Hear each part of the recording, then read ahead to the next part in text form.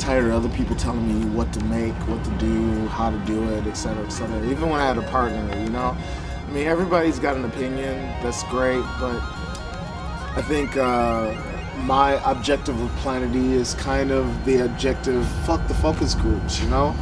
We're just gonna put some shit out. If you like it, you like it. If you don't, you don't. You know, bam. Of course, I mean, it wasn't if you don't, you don't. But you not know, far off. Not far off. And that's like how I made the climax, that's how I made Throw, that's how I made just all the stuff that I made. I just made it. I didn't sit there and, you know, I was tired of listening to people tell me that I needed, you know, an 8-bar kick drum intro in order for DJs to mix into it. You know, I mean, a great record is about an intro that's an intro, not an intro that's a kick drum. Yeah, not an intro. And you know with your records as well, you know within 4 seconds, you know what it is. Sure, yeah. And that's the difference. And that's the important thing because, you know, with records that I grew up with, it didn't matter whether it was Motown or whether it was Frequency 7 by Visage or, you know, if it was whatever. It's like when you heard that record come on, you knew. That was it, you know? Yeah. Whether it was the first note or the sound of the snare drum or whatever it was, that was it. The minute you heard it, it didn't even take half a bar for you to know what the hell it was, you know? And that's where I came from, and that's where Planet E comes from. And that's really difficult as well in dance music. I think these days as well, it's probably even more difficult because over the years things have been so explored, and you know, you were at the vanguard and you still are, but there's after a certain time, after so many people are influenced and so many people are trying different things, now to do that these days is probably one of the hardest things because there's so much ground covered. Mm-hmm. So it's a challenge to do that, to make records that are idiosyncratic and from the start, you know, have their own kind of tropes and sound very individual from the off. It's a challenge. I don't need no sun, I don't need no night, don't need no day, don't need no night.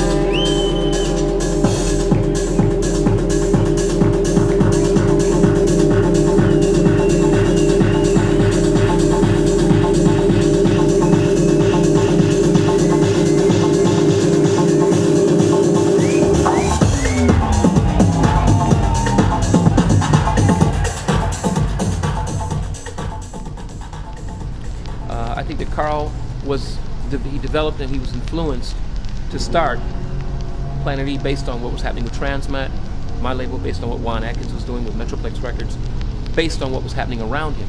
You know, we were his influences. We were part of his whole nurturing as a young man on that level. So I think that it's not just Transmat. It's the whole sort of constitute of what Detroit is. It's the whole it's Earth, you know.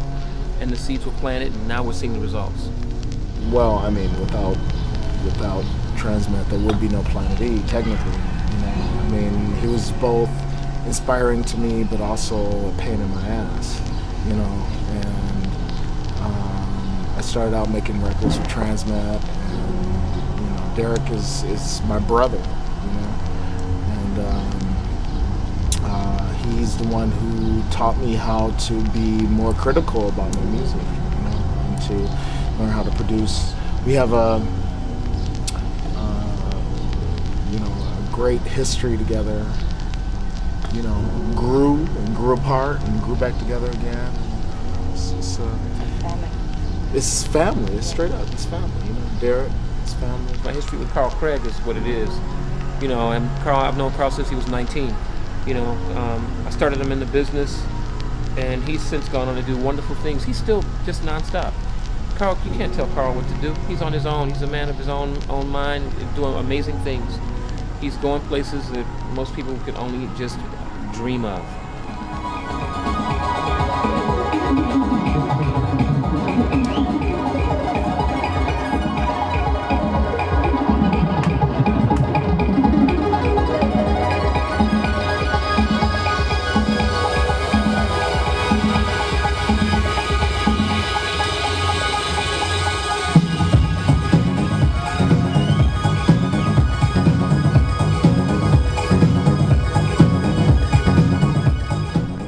personally speaking, from my point of view, when I play from vinyl only, I play more patiently, and I find that when I play from CDs, I'm a little bit less patient, and I'm more kind of easily lured into kind of doing things, not for the sake of doing things, but I'm more likely to just go straight into it. Whereas with vinyl, you have to be patient, and I think that since we started to do this, it's inspired me a lot more. It's really kind of given me a bit of a new lease of life. What about you, Carl? Well, I think when you play with vinyl, it makes a statement. It makes a statement that's a lot stronger than when you play with a computer. That's why it was really important that it started out with Steve Miller Band. Yeah. Because it's a record that came out on vinyl, and originally, and you hear all the cracks and pops and all that kind of stuff. And it just said, okay, this is something different. So the best, in a way you could almost say that the best you've ever heard music was when you first discovered music, and that might have been over the shittiest little sound system that you had at home or whatever, but it never sounded better because it was that realization. And so, of course, I understand the whole audiophile thing, and I respect the people, and someone like David Mancuso and the attention to detail that he puts into setting up his system, absolutely respect that. But at the same time, that's just one avenue. The computer makes it very possible for everything to be pretty perfect. So I used to hate it when I come on after somebody that was playing with Ableton, right? Yeah, For instance, yeah. Because the shit is completely perfect. Yeah, it's like no mistakes. And you have to have mistakes in order to know it's human. You have to have that humanity that comes into not only the possibility to enjoy it, but the danceability as well, because you have to be able, if it's all digital all the time, you might as well do aerobics to it versus if you just want to dance to it.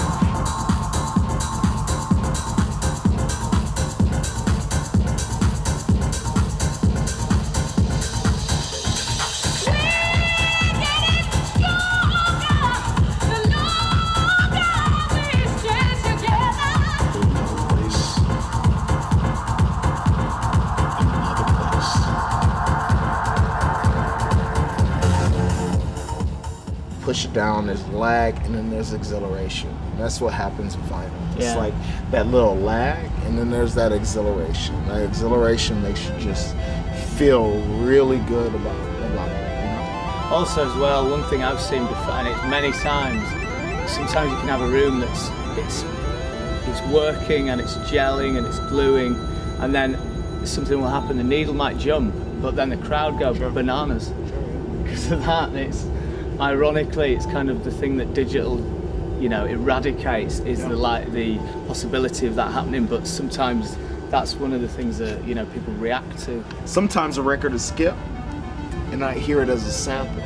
I wouldn't hear it as a record skip. I'd hear it as a sample, so I try to mix in with it. And That's a dangerous game. It's a very dangerous game. But once it starts skipping, it's going to stay in that lock.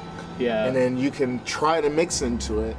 And whether or not it's perfect or whatever, it's a new inspiration.